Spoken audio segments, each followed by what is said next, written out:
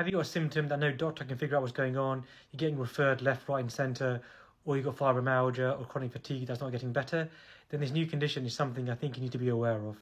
I'm Dr. A GP based in the UK. A relatively new condition I think lots of people might have, but instead they're being diagnosed with other things, and I think is massively underdiagnosed, and this is MCAS, or mast cell activation syndrome. Firstly, mast cells are everywhere in the body.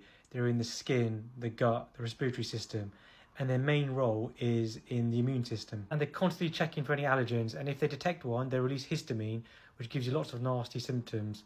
However, in MCAS, they get triggered by things that shouldn't really trigger them, such as food, heat, cold, or even stress.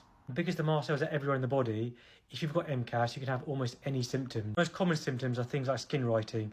This way you get a raised red reaction from very minor touch to your skin. Even simply stroking your skin with your finger can cause this. You can get pain all over your body or feel very tired all the time.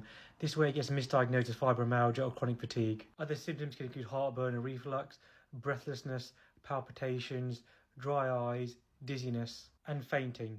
But it's important to know almost any symptom can present, which is why it's very hard to diagnose. Now, to diagnose this is very difficult because the tests always come back normal or borderline. Now, there are some specialist tests and criteria we can use to help us diagnose this, but these tests aren't fully available in the NHS yet. And one of the best ways to help us diagnose it is with a history and by starting treatment to see if you have a good response. Now, there's no specific cure or treatment, but treatment involves avoiding triggers and H1 and H2 receptor antagonists. If you've got MCAS and you get started on treatment and it works, you might find what you've been diagnosed for will get completely better. Like, I had a patient with fibromyalgia who got diagnosed with MCAS, was started on H1 and H2 receptor antagonists, and their fibromyalgia almost completely got better. And that's because they didn't have fibromyalgia in the first place. It was all down to the MCAS. So look, if you've got all these symptoms, it doesn't mean you've got MCAS.